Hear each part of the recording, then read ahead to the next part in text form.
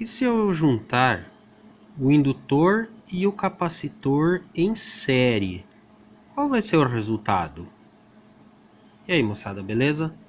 Dando sequência aos vídeos sobre reatância, agora eu coloquei um capacitor, um indutor e um resistor, todos em série, sendo que o gerador de função está aqui, nessa posição. E eu estou olhando a tensão no resistor, que você já sabe de vídeos anteriores, que é a mesma coisa que olhar a corrente. Estou com os dois geradores de função trabalhando no modo de varredura, como você já viu em outro vídeo, então não vou ficar explicando muito isso.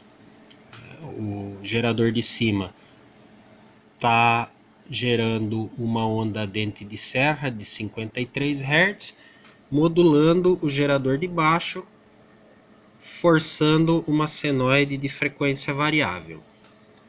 No osciloscópio, o que eu estou vendo? O canal 1 é o gerador de função,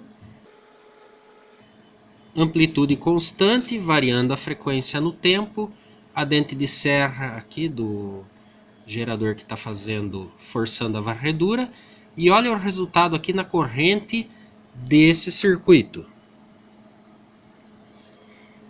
Olha como eu tenho um momento onde a amplitude sobe bastante e depois cai.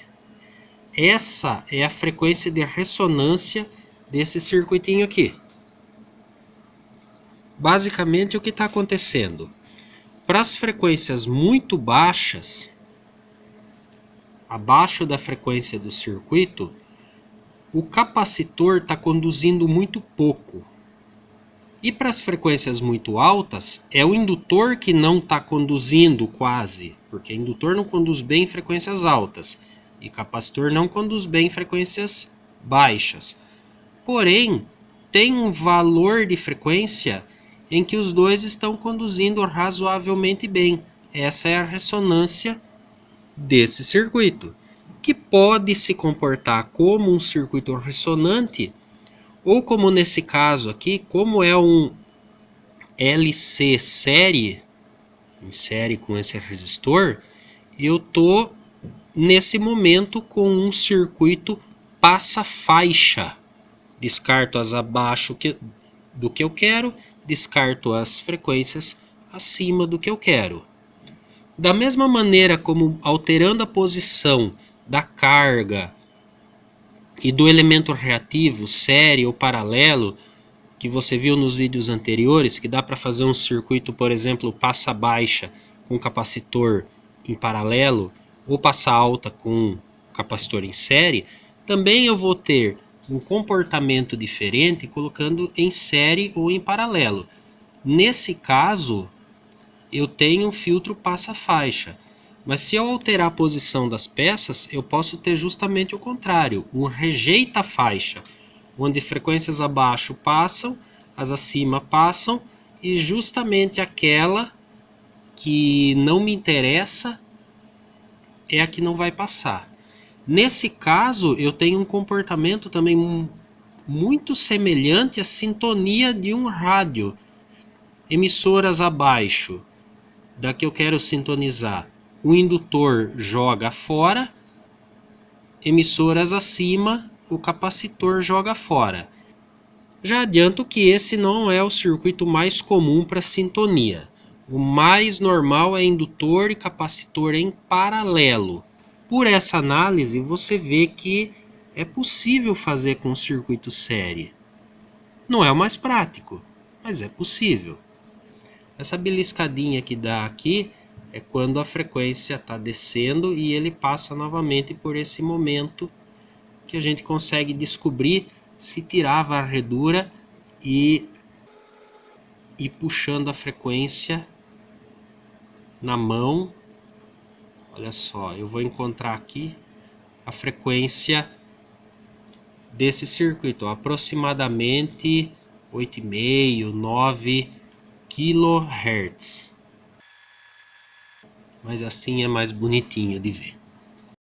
Observe que agora eu só troquei a posição do capacitor. Ele estava em série, passou a ficar em paralelo com o indutor E o resistorzinho aqui para a gente olhar a corrente continua no mesmo lugar.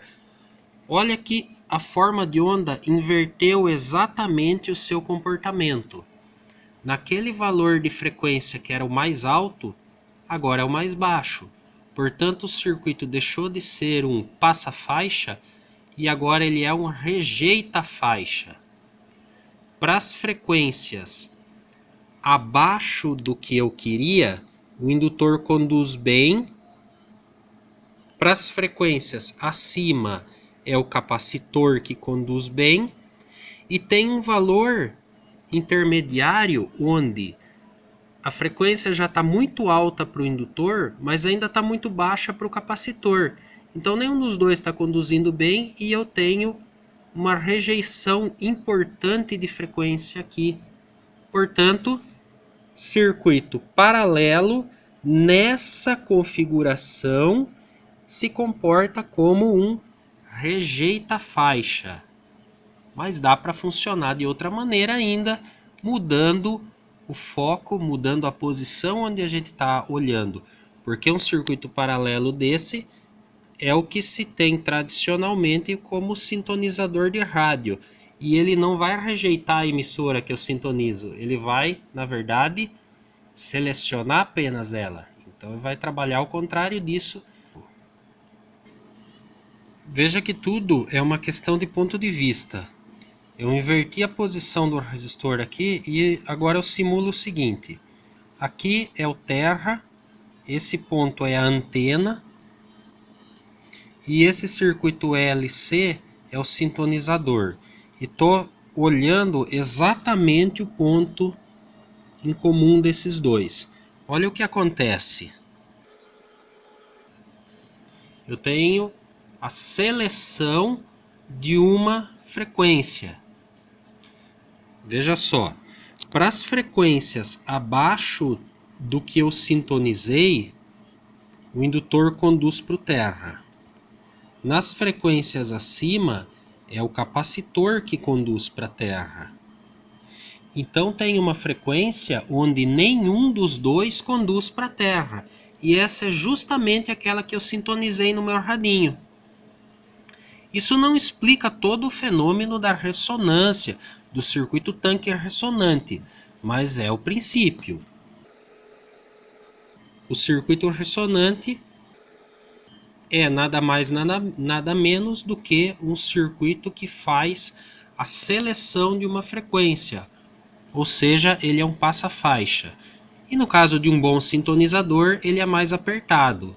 Aqui, como eu peguei componentes que tinha na mão no laboratório, não ficou com uma qualidade de seleção muito boa.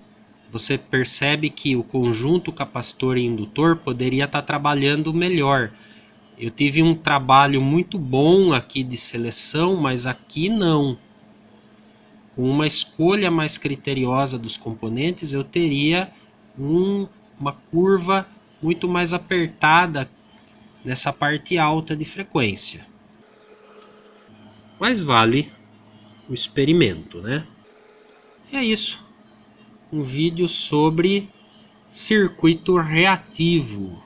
Se você gostou, deixa um joinha aí embaixo, se inscreve no canal se não está inscrito ainda, ativa o sininho para você receber nossos vídeos. Um grande abraço e até a próxima.